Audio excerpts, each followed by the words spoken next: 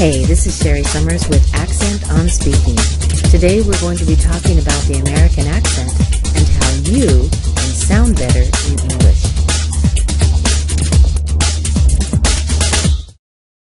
Hi everyone, this is Sherry Summers with Accent on Speaking, and recently I've been answering some questions about the American accent and sometimes just English in general, and today I'd like to answer 3 questions that were sent in to me from different people in different parts of the world. I'm going to be talking about pronouncing the R sound, or the American R. I'm also going to be talking about what happens when you know a lot of vocabulary but you're not able to use it. And finally, I'll be answering the question about how to say the word directly, and I'll show you step by step. So before I get into answering these questions, if you have any questions for me about the American accent or about speaking English, go ahead and go to www.asksherry.com, ASKSHERI.com, and ask me your question. So let's take a look at the first question. The first question is, and now this is from Alex, who says, my problem is pronouncing the iconic American R in words like learn, earlier, and nurse. Now, Alex, I bet most people have the same question. The reason for this is the American R, and you did call it iconic. The American R is a sound that is unusual anywhere else in the world. So no matter what your language background and whether you have an R in your language or not, you may be pronouncing the a little bit differently. So we don't have a lot of time to show you everything you need to know about the but I'll try to hit on some things that might help you right now. First of all, when we make the sound in American English, I'm going to call this the basic sound. This is what you need to do. First of all, you're going to notice that the tip of your tongue doesn't touch anything. So you want to make sure that the tip of your tongue kind of rolls up a little bit. So instead of touching maybe behind your teeth, you want to make sure that your tongue is not touching your teeth. The other thing that you want to make sure is that your tongue turns up a little bit. Instead of being just flat in your mouth, it turns up. So the tip of your tongue won't touch anything because it's busy turning up. The second thing that you'll want to make sure is that you don't open your mouth too much or too little. So I usually say if you can put your finger between your teeth and you feel the top and the bottom tooth on your finger, that's about the right distance. And so you want to open your mouth just a little bit, about enough to put a finger between your teeth. Open the jaw about 1 finger. And the third thing is, and this is the thing that a lot of people don't do, is you're going to need to round your lips a little. They don't need to be really tight, and they don't need to be really big, but just a little bit. Now, I'll demonstrate this, and if you're just listening to me and you would like to come and see how it's done, go ahead and go to the blog, because the video will be on the blog, and that's at accentonspeaking.com/blog. accentonspeaking.com/blog. So you'll find a video there where you'll be able to see me performing this for you. So here's what we do again. Take the tongue and curve the tip up just a little bit, not too much. The second thing is open the jaw about 1 finger. So if you can put your finger between your jaw, that's about the right distance. And the third thing is round your lips. Now, watch this. You can't see the inside of my mouth, but my lips are rounded, and I say,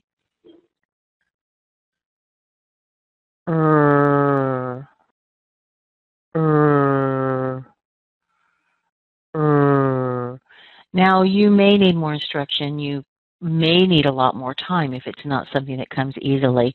And I spend quite a bit of time on this in my American accent course. But just as an overview, make sure your lips are round here and your tongue's pulled back a little bit. You don't want to say where you let the tip of the tongue touch your teeth. You also don't want to keep your tongue flat because then you'll say And the third thing that I see a lot of people having difficulties with or making mistakes with is moving your jaw up and then down. For the words like nurse, learn, and early, these all have what I call a basic sound.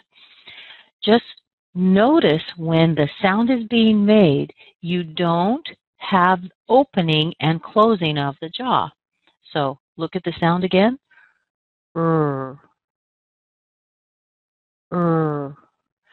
If I say this incorrectly, I will open my jaw a little bit and then make the and it sounds like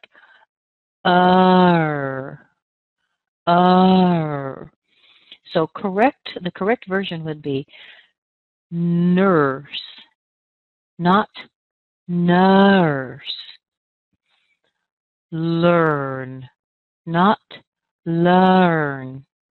And early, not early. Or sometimes I hear people say early, and that probably has to do with the spelling. It looks like it should sound like an but actually it's just this basic So we have nurse, learn, early. You've got to keep your jaw steady. Don't open it too much. Now, in older English, and maybe even in some particular words in British English, you will hear more of an sound. But in American English, you're going to keep a nice, steady, rounded lips, tongue pulled back. This goes for a lot of other words, like the word word, bird, shirt. So you'll notice that sometimes the spelling is a UR, an EAR, an OR, an IR, the various spellings, but this is your basic If we start talking about things like car and bear, we'll do some different things, and maybe we'll talk about that more in another session coming up.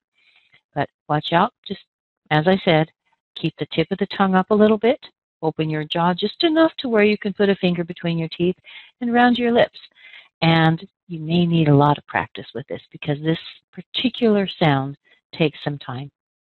Okay, I hope that helps.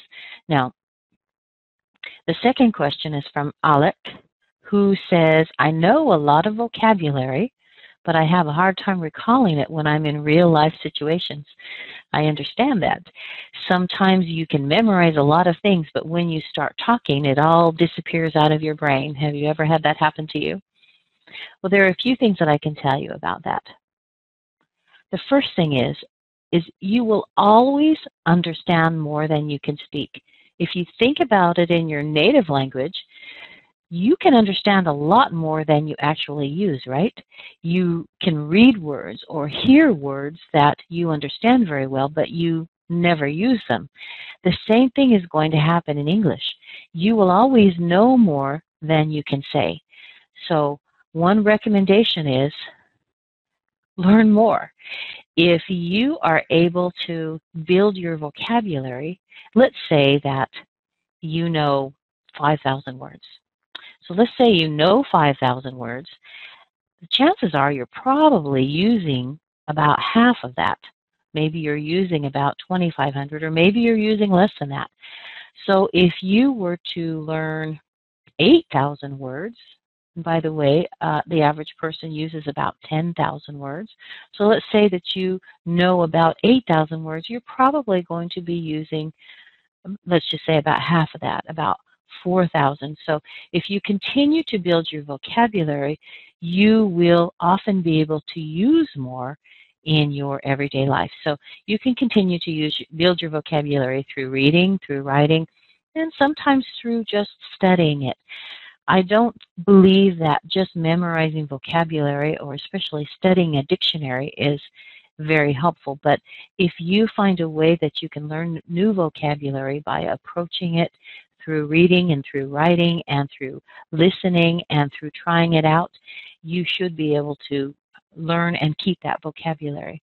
Now here's the third thing that I think might help you. You know all this vocabulary, right? You get confused when people are talking to you and you think, oh, I have to come up with some good sentences and some good vocabulary. What I would do is have a mock conversation, often alone with yourself. So let's say that you have this great vocabulary that you want to use, but you freeze up and you get nervous when you're in a regular situation. Go ahead and have a conversation with yourself. Pretend like you're talking to another person and use the vocabulary that you would like to use. The more you can do this, the more you're preparing for a real-life conversation. Some people think it sounds a little bit crazy, and I wouldn't do this in a group of people, but if you're alone, if you're taking a walk or taking a shower, driving, you may want to just talk to yourself in English and get used to using certain words, because the more you use them, the more likely they are to be part of your everyday vocabulary. And this is actually very good for pronunciation and accent as well. The more you practice out loud and you use it in everyday conversations, even when you're talking to yourself, the better you will be at it and the stronger you'll be at using that. So there are a lot of methods that you can use to build your vocabulary and to use it in your life. Don't worry if you're not using everything you know. You never will. But you do want to be able to feel more comfortable using a wider variety of vocabulary. And this is one possible way of doing that. All right, so I hope that helps you. And let's take a look at the third question. The third question was sent to me by Rojgar, who asks, what is the correct pronunciation of the word directly? Okay, let's break it down. D-I-R-E-C-T-L-Y. Let's take off the L-Y for just a minute and take a look at how it sounds when you say direct. We can start out two different ways. First of all, let's identify where the strongest and longest stress is. That's on our second syllable. That's the sound rect. When you have what we call a short I in an unstressed syllable, like in the DI, you can actually do this in two ways. You can say di. You can make the I sound like I, like you would when you say kiss or fish. But more commonly, because that's an unstressed syllable, you're going to scrunch it down even more, and you'll end up saying d. D. Doesn't it sound a little bit like an sound? It is kind of like an sound, like in fun, but it's much shorter and much weaker. It's not duh, it's d. D. So let's keep that one. We'll keep the d. All right, let's look at the second syllable, rect. Rect. We want to have a nice eh sound. The eh as in egg, as in head. So a nice eh, and then we're going to add the k. And this is where it gets tricky. When you have the k and the t, which comes after it together, you're going to have to rock your tongue a little bit. For some of you, this will be really easy because it's something that you're already doing in your native language. But if your native language doesn't have typically two consonants together, it can be a little bit tricky. So what we do is we want to make sure that the tongue touches the back of the palate to make that k, k. You notice that when you say k, you can feel the hitting of the tongue against the back of the palate. Now to make the T, the front of the tongue is used against the teeth or just barely above that on that little ridge area. So we're going to hit the back, and then we're going to rock forward and hit the T right behind the teeth. And you don't want to put a lot of time between these two. The T needs to be ready before the K is finished. Otherwise, you might sound like direct, direct. Do you hear that extra sound in there? We don't need an extra sound. So have the tip of the tongue ready to make the T before the K is actually finished. So, direct.